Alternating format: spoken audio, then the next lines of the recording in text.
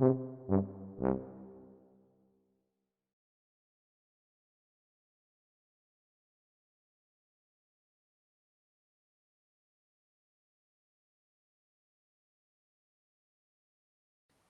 I'm so pleased to be talking to you. You're one of the Creative Bureaucracy Award winners, and I know why, but I want the world. But just before we start, just a sort of question. Uh, there's a lovely flow about your life, and so let's begin at the beginning. Your family background is cosmopolitan. You've lived in so many places. You speak so many languages. Your father was a diplomat. And it strikes me that those diplomatic skills of being able to find communality between difference or to be able to translate cultures or to and connector may have shaped you as a person. I don't know what you think about that. Well, hello, Charles. It's really nice to see you. Actually, I don't know why I got the award either. So, but maybe you'll guide me with your questions and we'll find out. Okay, let's start the conversation about, how we become who we are, right? Well, I'm a person that did a lot of years of psychoanalysis, so I can't answer these questions like a normal person. So take that into account. Yes, well, there are, so many fascinating stories when you look closer into anybody. People are full of personal stories that can justify their life. And, at different periods of our life, we pick on different stories to explain who we are. And it's true that for years I thought of myself primarily marked by the traveling and the moving that we did as a family during my childhood. You're right. And it may be the reason that people with such backgrounds, and in Europe there are so many of people like me that have traveled around during their childhood, are more familiar with issues of identity and belonging. And I think this deep knowledge of what it means to be unrooted may have helped for me to deeply understand, how to design, human-centered integration strategies, for example, as we had to do in the municipality. Things like that, I think, have shaped the way I understand what I did. Yeah, no, that's interesting. I like the way you say we partly construct our stories in different periods of one's life. I also construct who I am, I think. Yeah. But there was another and we thing. cheat, don't we? Yes. No, I said, sorry, I interrupted you. I said we cheat. We pick up the ones we like according to the audience sometimes. Yeah. But that's... yeah, that's true. That's just the way it is. There was another thing you told me, and it may be completely irrelevant, I don't know, but you said your mother became a Buddhist at 40. I mean, did this provide you with an extra dimension to how you see life, or was it just something you said, okay, my mother's a Buddhist? Yeah, it's funny that you picked on that one, actually. It says more about you probably than about me. Actually, Buddhism never played a direct role in my own life. It was more the fact that, with a dad preoccupied with international relations abroad and a mom lost in Buddhist temples, made me familiar with cultural difference and the importance of knowing how to find ways to bridge them. I think a lot of Europeans are familiar with the articulation of different points of view about everything around them. And I think it's more about that.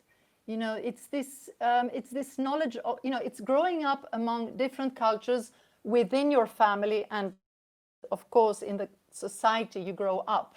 It is this difference of cultures that surround us that develop our skills to be better moderators and collaborators of difference.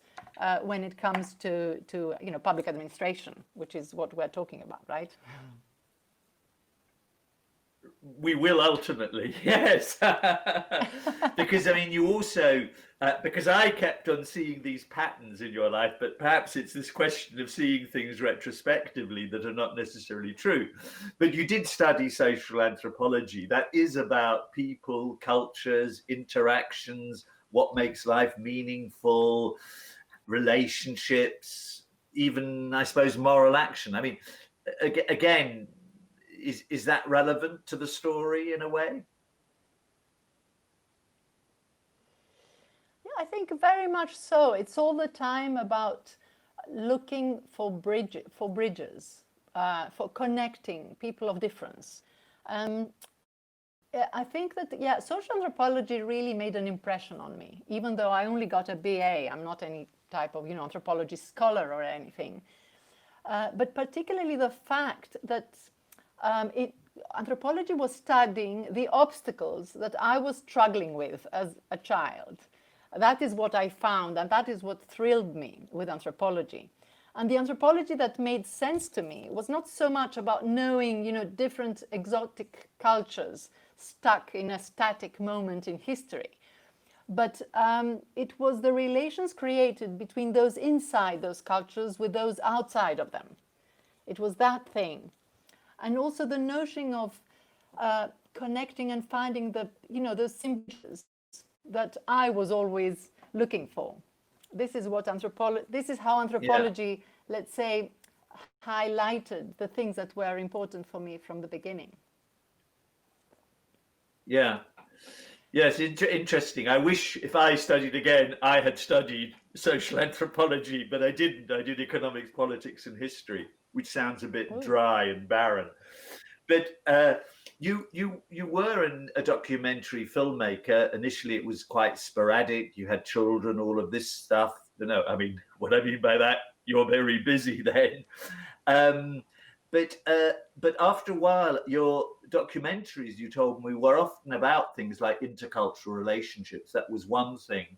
But then an important set of documentaries you mentioned was something related to the Athens Olympics and storytelling about, I suppose, Greece and I suppose the image of Greece. Just tell us a bit about that sort of documentary filmmaking period. Yes, I like this question because it's true that, the image of Greece abroad was my dad's diplomatic responsibility as I was growing up. So it has to do with my past and my growing up. And this particular documentary you are mentioning, this image making at the Olympic Games in Athens, which was one of the ones I made, that was important because, when you watch the opening ceremonies of Olympic Games, you see how each nation has a different image about itself. It's like the stories, we choose to tell about ourselves, we were talking previously about, how we choose to explain or justify who we are.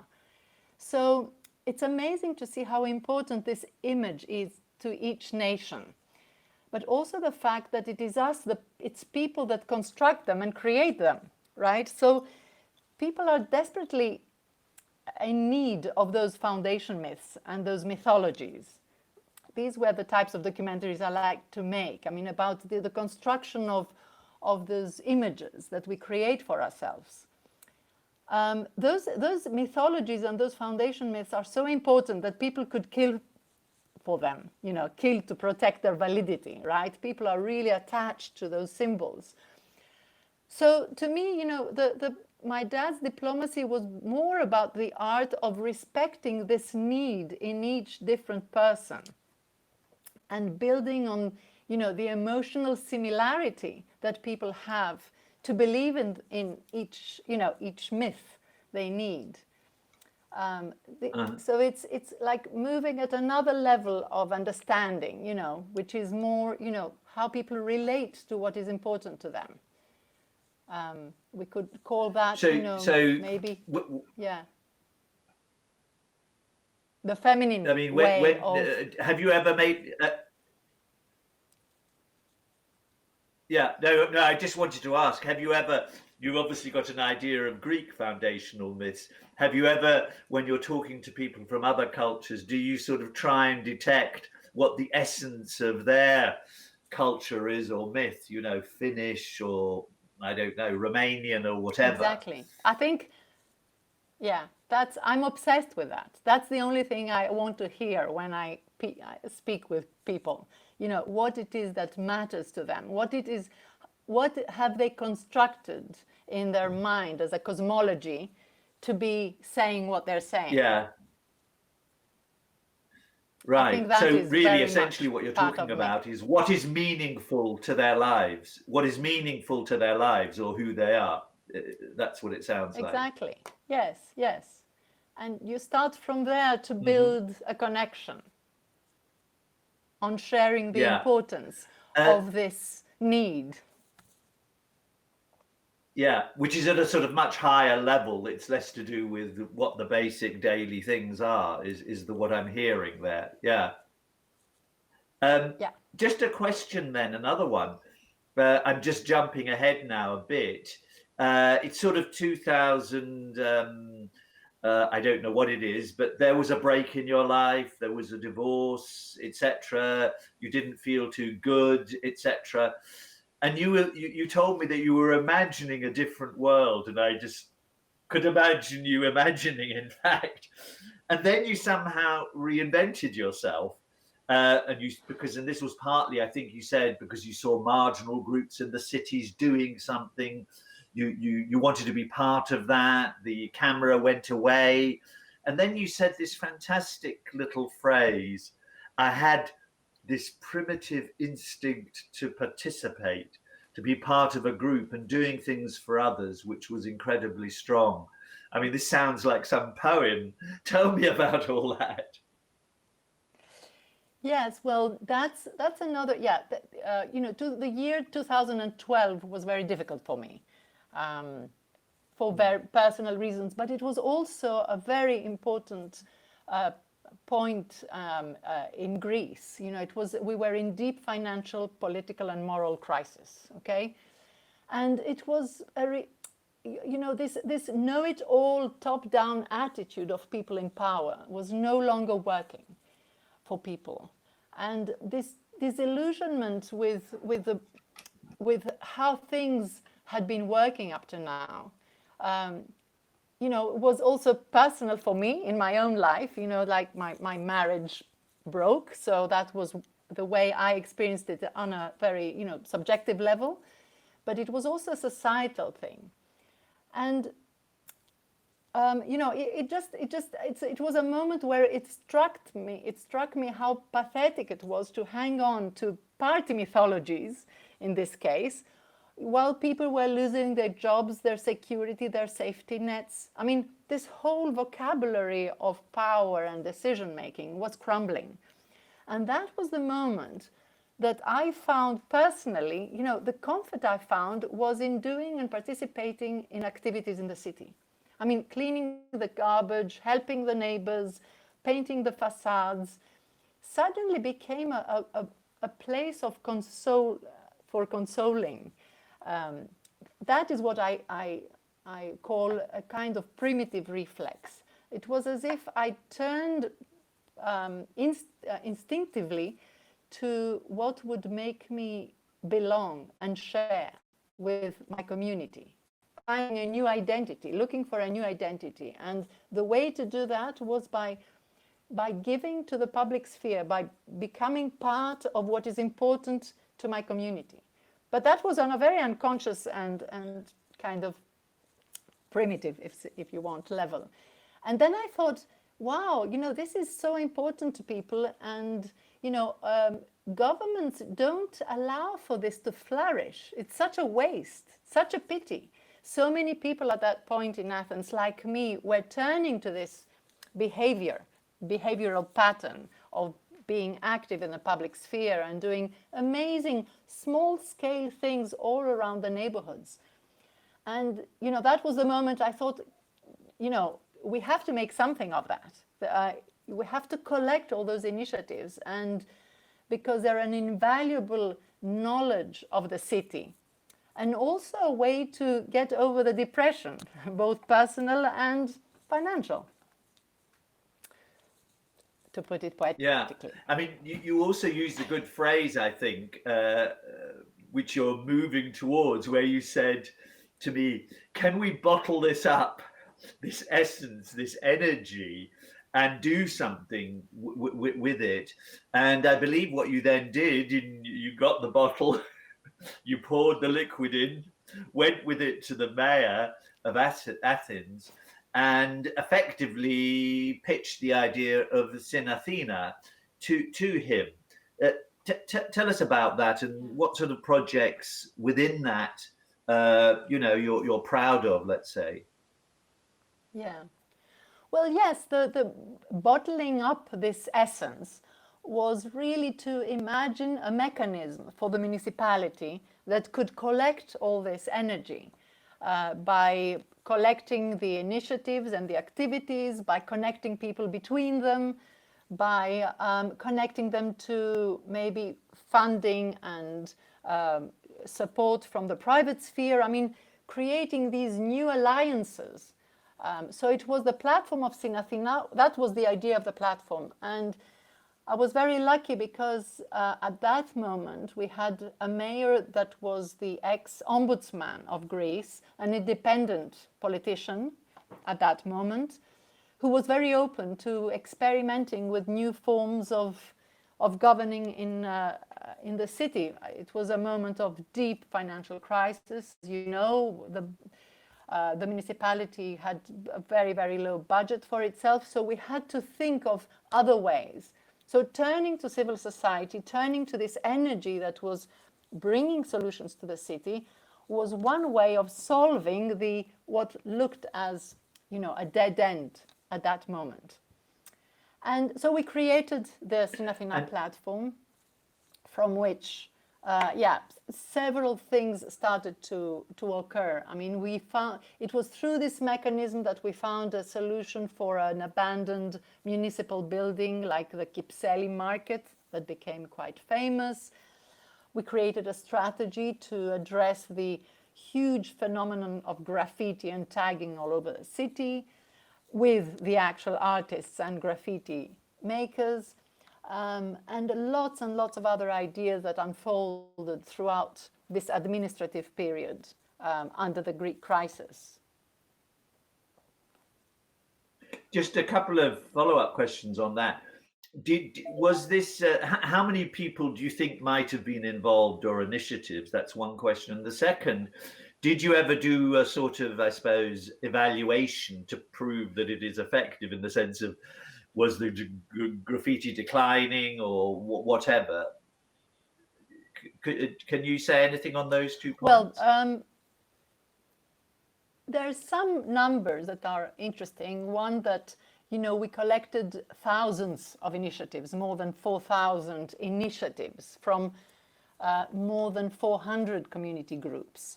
That says something quite important for the level of trust also that the municipality had with civil society during the past decade. The market, for example, the municipality market that was now given to one of those groups to manage became, from a closed place for years, became a very lively place which is embracing its communities around the neighborhood.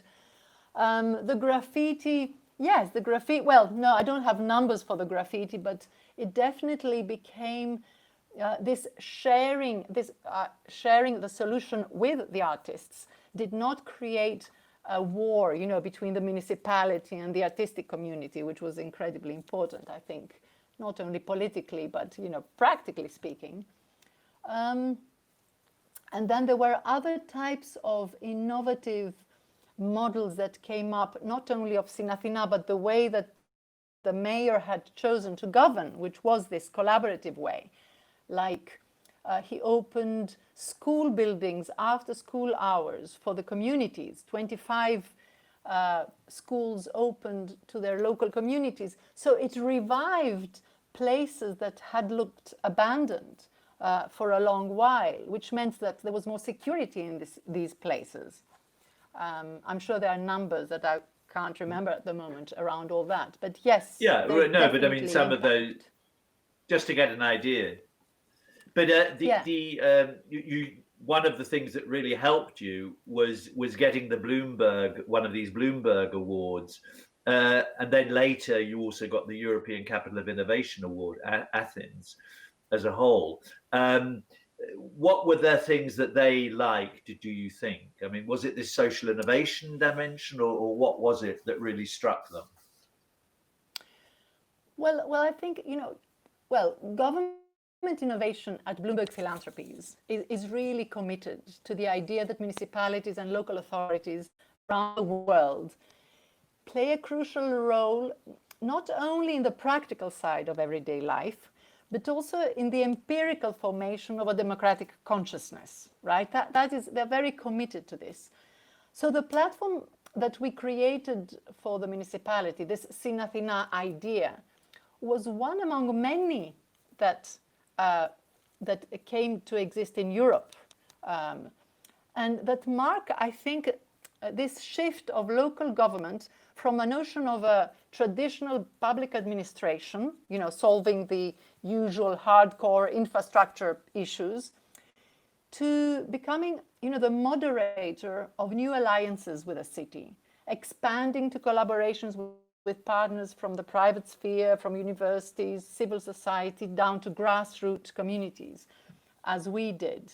I think this is what both Bloomberg Philanthropists saw, and I think also for the European Capital of Innovation Award, is that they seek to see how municipalities are at the moment shifting from this more traditional model to this necessary new model where you need, where decision has to be shared with more people, and you have to adopt, transparent mechanisms of collaboration with a city.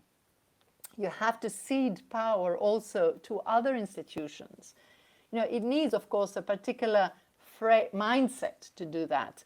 But it seems, even today with this crisis, that cities and authorities will not cope if they don't do that. They can't, the notion of the traditional public administration has died in a way. And so models like these platforms, not only Sinathina, then we saw it in Madrid with Consul, and Barcelona with Decidim, and Reykjavik with Better Reykjavik that had started even earlier, Helsinki, Paris. I mean, there is this shift towards this new way of governing, which is, I think, more, that reacts, if we put it now in a, to the patriarchal model, of top-down, know-it-all kind of model. Yeah. That I mean, it's interesting because you were also implying at some point, you were saying this sort of evolving movement that you've just described also requires a new civil servant, a new bureaucrat with different sorts of qualities. What sort of qualities do you think the new bureaucrat needs to work in this way?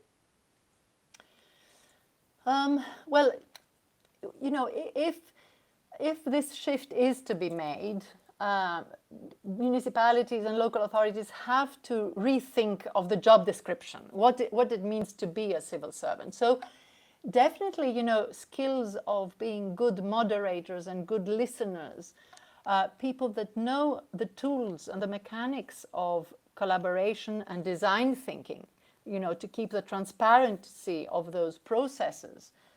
But also, it's also about a new culture that they have to develop and adopt, I think.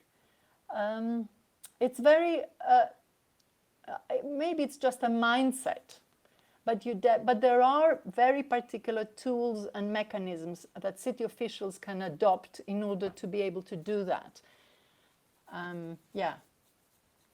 When we had our conversation, I mean, that relates.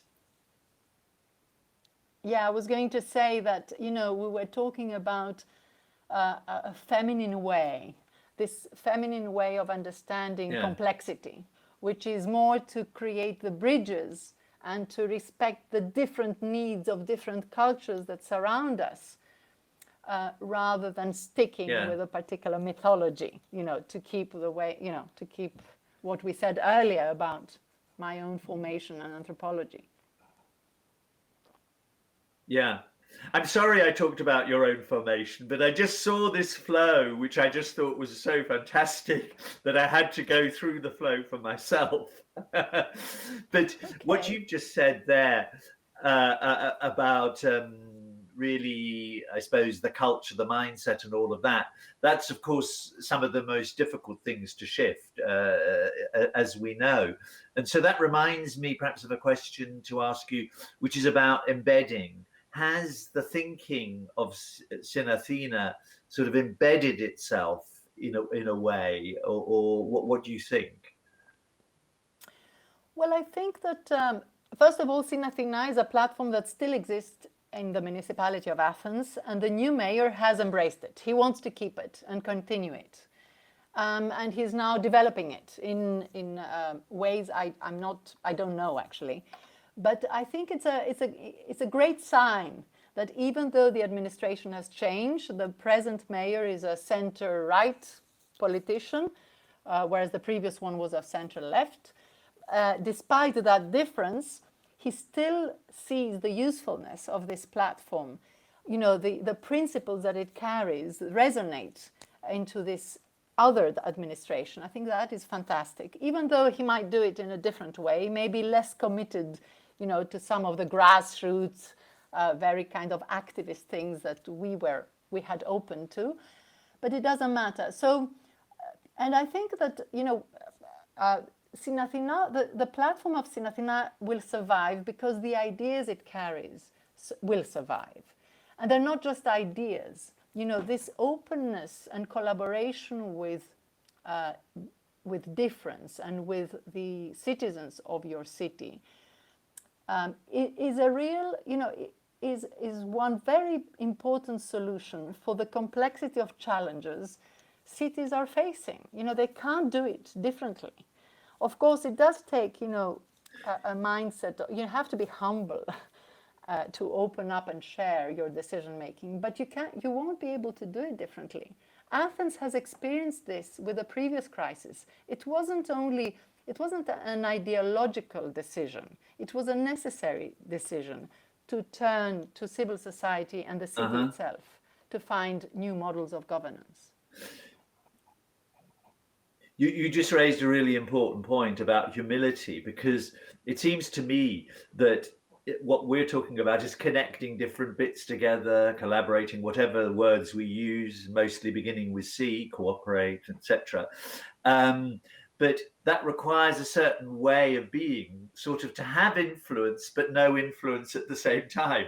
Not to sort of say, I'm the center of all these networks and creating them. I'm just part of it. It's a sort of funny type of skill to be both humble, but also quite forceful or clear. Yeah, thank you for raising this. This is incredibly important. I think that municipalities and city officials have to realize how important they are, because being a good moderator of other ideas and other people means you have a very clear idea of what the common good and the public good is. So you have to be an incredibly good compass for all those different agendas around you. It raises, in fact, the role of the leaders. It doesn't, we talk about humility, but in fact it is strength. It is strengthening the role of this compass that is called the public sphere.